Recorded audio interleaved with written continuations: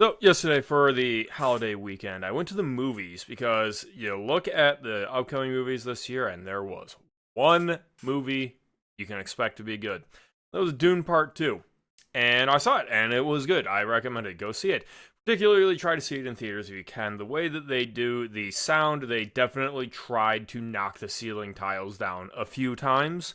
And obviously, it's better that a theater gets damaged than your own personal home. Now, it is good proof that Hollywood can still make good movies. They can't make many, apparently. They're running out of acting talent, apparently, which is probably why they're going to AI. But the main characters here in Dune were good. It was a good movie. The action scenes were tight. The cinematography was great. The visual storytelling, now the aspects of like looking at a scene and going, "Oh, that's a Harkonnen style. That's a Fremen style. That's the Emperor style." The density of information that the director was able to give in each shot was very high. And what I want to talk about, other than just the fact that Dune is actually at a caliber where I wouldn't be surprised if they declared themselves the new MCU, because Marvel's dead. It's trash. Nobody likes Marvel anymore.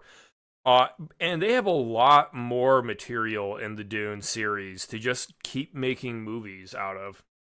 They could definitely make another going into the second book, which, like, what, 1 out of 10 Dune readers actually continued to go read.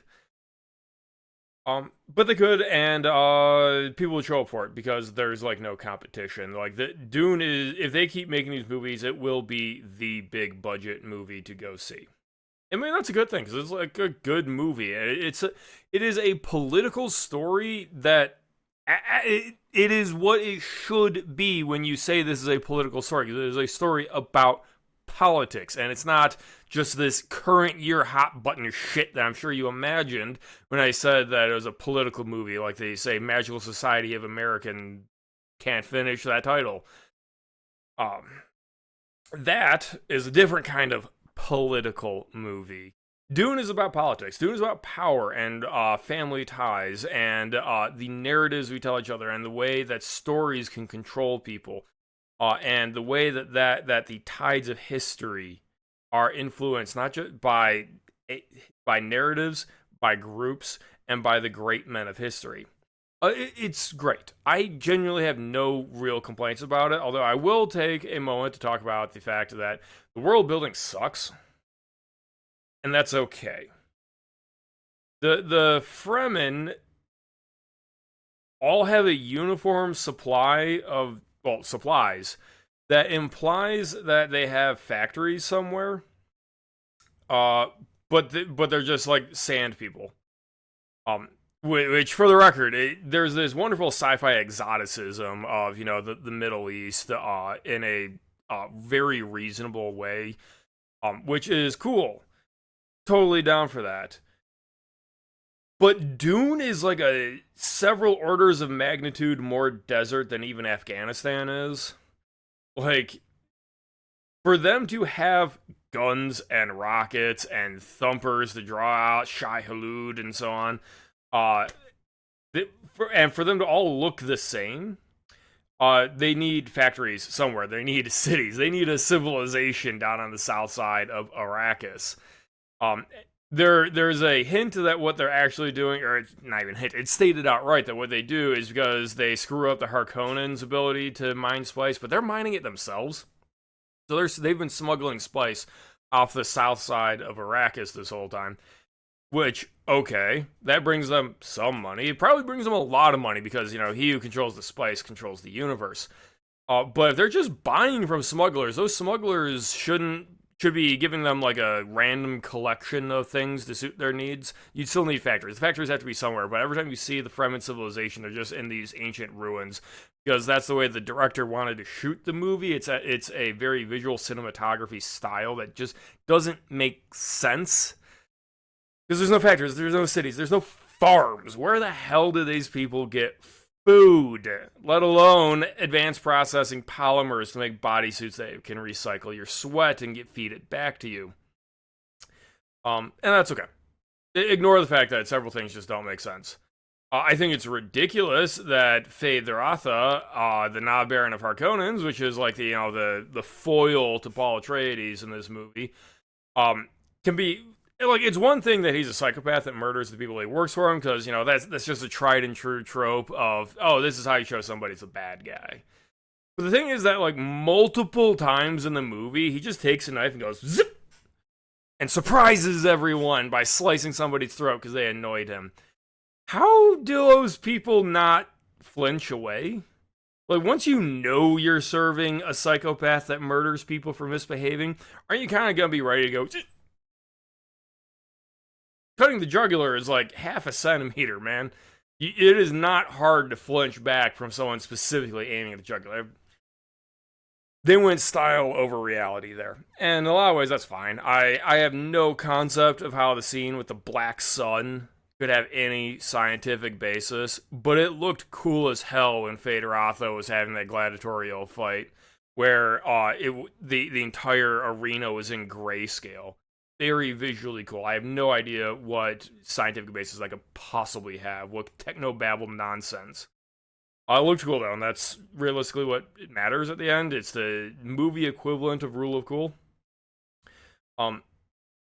Caveat, the black fireworks, I think what they did was they literally photographed ink blots into water and then like green screened them onto their set shots. The fireworks looked like dog shit. It was the one special effect in the entire movie that every time one of them popped, I was just like, it doesn't look like a firework, though. It looks like you poorly did like a magic wand Photoshop erase and put an ink blot onto the screen.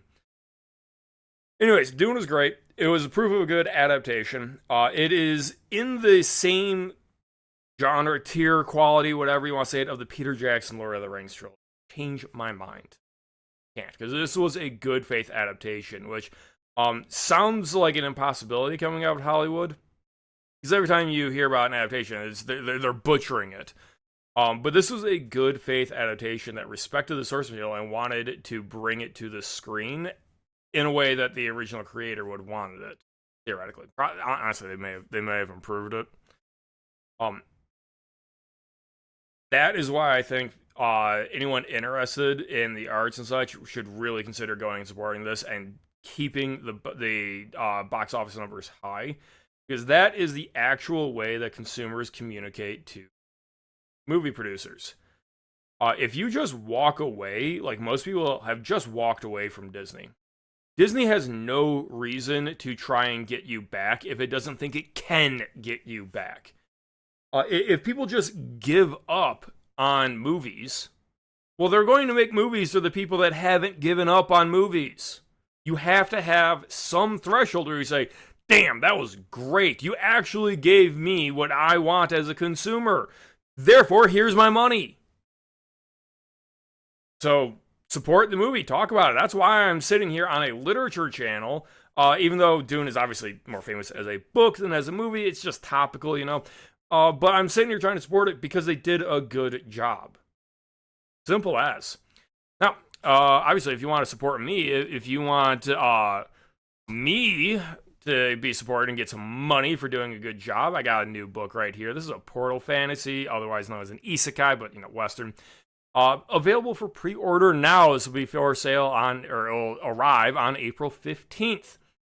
Also, in the links below, you will find a link to my Gilded server where we organize a free book club where we try to hit, my choices. I am a tyrant. Next weekend, we'll be going over the Savage Tales of Solomon Kane, which was fantastic pulp. And next month, as we are coming into April, the book of choice that the group will be reading is Fyodor Dostoevsky's Notes from Underground, because it's been sitting on my shelf, and it's good literature, allegedly. I haven't read it. I needed an excuse to take it down from my shelf and read it. So, a month from now, we'll be live streaming a discussion on that, and I hope to bring on a bunch of other creators. Till then, please hit the like button and subscribe for more content. I'm going to be releasing more or less daily content here to try and get the word out about Low-Key Connections. Thank you very much.